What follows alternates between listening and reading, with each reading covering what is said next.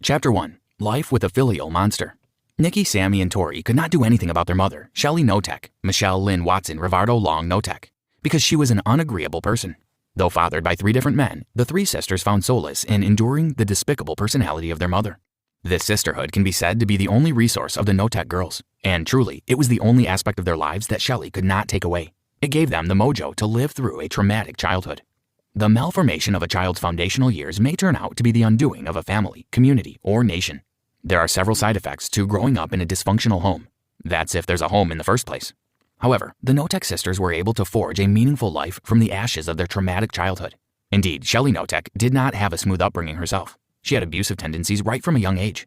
Her parents, her father particularly, tried providing her with whatever she requested, which yielded counterproductive results.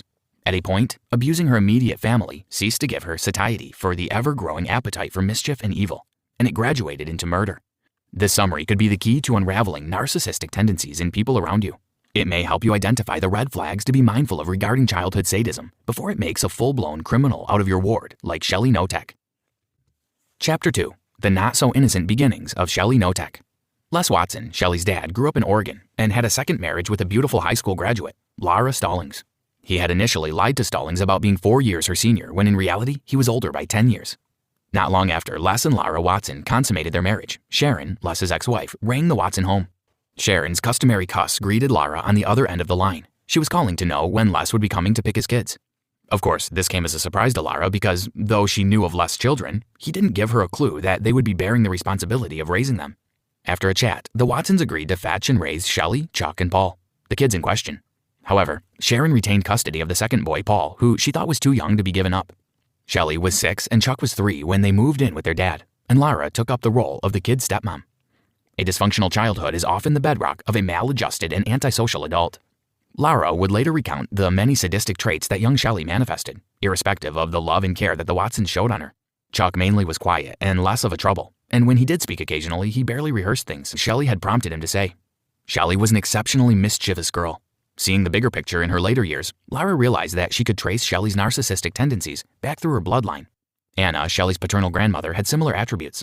She was feared by many and known to always have her way, often through mischievous and evil means. Though Shelley has always had the potential for narcissism, it would be safe to posit that her occasional stays with Grandma reinforced her selfish nature. Looking at it in retrospect, Lara would recall that Anna and young Shelley got along just fine, which is not the testimony of every other person who had interacted with Anna. The pair derived pleasure from making others unhappy. Children who grow up with cold, narcissistic, or sadistic parents don't know that a caretaker with the potential for extreme cruelty is not the norm. Greg Olson. Chapter 3. An innocent-looking egg hatching into a vicious reptilia. In March 1969, when Shelley was just 15, she committed her first major misdemeanor. One day, she did not show up for school, so Lara decided to call the school. She was told Shelley had been sent to the juvenile hall detention at Vancouver, and no more details were provided. Going by Shelley's track record, Lara's first instinct was that she must have stolen something at school or did something naughty. Lara called her husband at work, and soon after, the duo set off for Vancouver. Upon arrival, the superintendent of the juvenile center refused to let the couple see Shelley, claiming the issue in question was under investigation. After a little more scrutiny, the superintendent revealed that Shelley had accused her father of raping her. Kids easily lose moral trajectory when not provided meticulous guidance. Furious, Les requested a doctor to run checks on Shelley, and it was discovered that the drama had emanated from a lie that came from her imagination. Realizing how erratic Shelley's behavior was, the juvenile superintendent suggested she be sent for counseling. Shelley's high school in Battleground refused to accept her back, and though hurt by her rape accusation, her parents went through great expense to enroll her in another school, this time one run by nuns. However, after a school year break, the school refused to take Shelley back. No one can help a troubled person who doesn't think they need it. Greg Olson. Since Shelley would throw fits and tantrums when she didn't have her way, Les would continue to pamper her. Shelley remained Daddy's little princess, despite the lingering effect of her rape allegation. Before long, the Watsons started sending Shelley off to various relatives, and in all cases, she got sent back for her maladjusted personality. Since nothing the Watsons did for Shelley pleased her, she called her paternal aunt, Katie, and lied about how Les and Lara treated her poorly. Katie naturally fell for the lies of the teenage Shelley, and with compassion, made her come to stay on the East Coast for the summer. While staying with Katie, a compendium of her doings led Katie to divorce her husband, Frank. Chapter 4. The First Husband of an Uncanny Beauty. Michelle, Shelley Watson, met her first husband, Randy Rivardo, during her stay on the East Coast. The East Coast relocation happened in 1971 when Shelley was 18 years old. Rivardo and Shelley met at Franklin Regional High in Murraysville, Pennsylvania, and her beauty enraptured the young man. Their relationship was a teenage fling, and Shelley's return to Battleground, Oregon, after graduation separated them briefly. During the separation, Shelley picked up a job at her dad's nursing home in Battleground while Rivardo sought admission into college. To Lara, the kind of beauty Shelley possessed was like that of nightshade berries. They appear to be delicious but are actually dangerous. Greg Olson. When Shelley got a whiff that Les needed a male hand at the nursing home, she contacted Rivardo and convinced him to relocate to Battleground. With the many juicy perks that Les offered, Rivardo gave in and moved to Battleground. Les, being aware of his daughter's feelings for Rivardo, saw a grand opportunity to rid himself of his burdensome daughter. Hence, in February 1973, the Watsons married Shelley to her first heartthrob, all expenses paid. Shelley gave birth to her first daughter, Nikki, in February 1975. She had little experience with babies and stayed with Les and Lara for what was supposed to be a few days after the baby was born, but soon stretched into months. After many months of calm, Rivardo eventually told Shelley she needed to return to their home in Battleground. After her return, Shelley's self-centeredness soon started getting to her husband. Before long, Rivardo began sleeping in their car, as he found it difficult to cope with Shelley's anger fits and episodes. He confided in Lara, "Shelley is only nice to me when there are other people around." Apparently, Shelley was only concerned with money and convinced her father to start sending Rivardo's paycheck to her directly, so he couldn't leave with what she considered to be her money. Despite his love for his daughter, Nikki, Rivardo was fed up and went to visit his family. The couple tried to repair the damage, but they could only keep the peace for 2 more weeks before Rivardo filed for divorce. Shortly after, Shelley stole money from Rivardo, left Nikki with Lara, changed her number, and disappeared. Narcissists are seldom ever satisfied, which affects every aspect of their lives. But the most prominent victims are their relationships.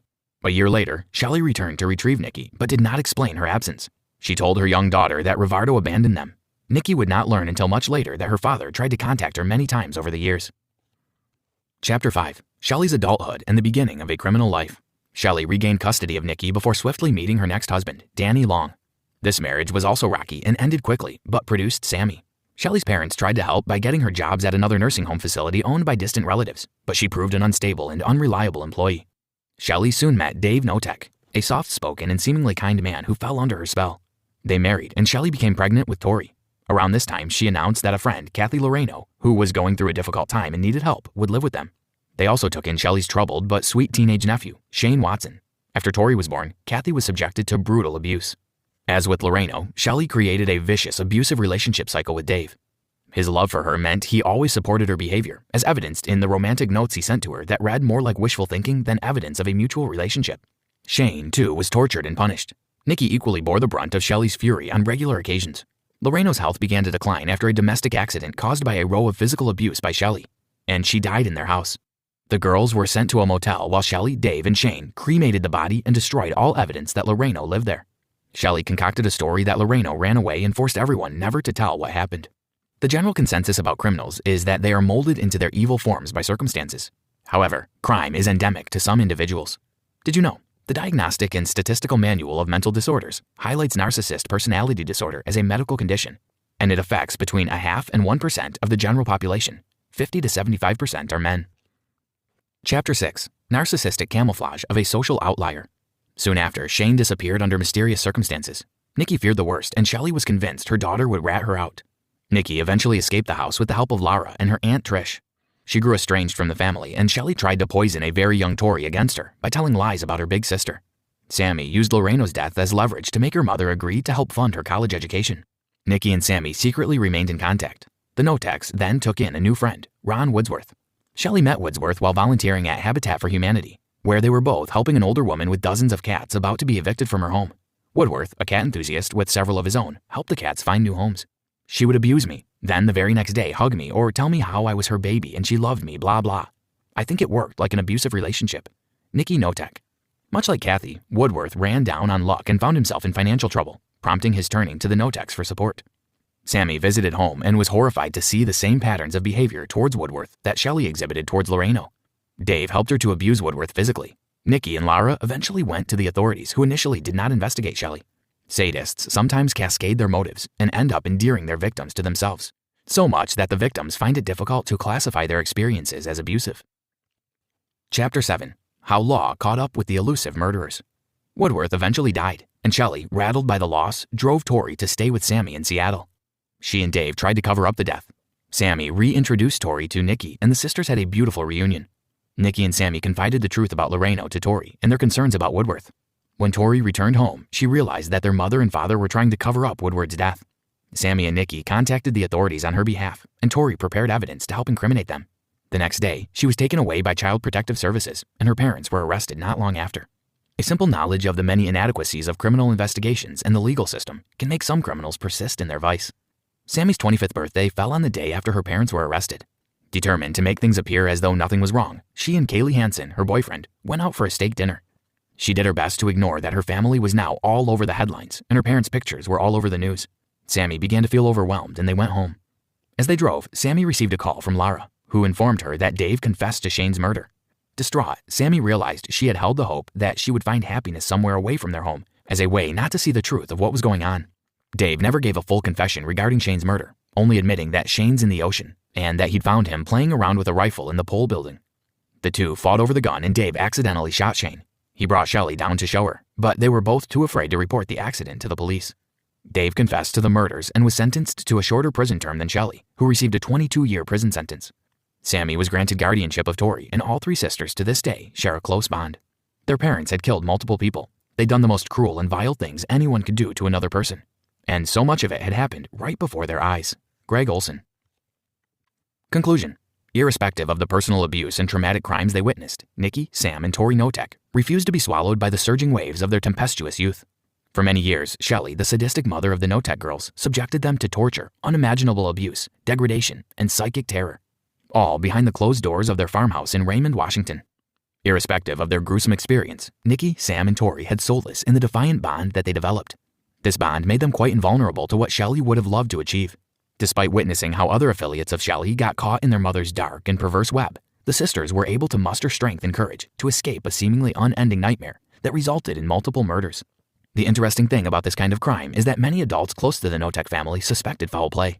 However, none of them was bold enough to blow the cover on Shelley's evil deeds.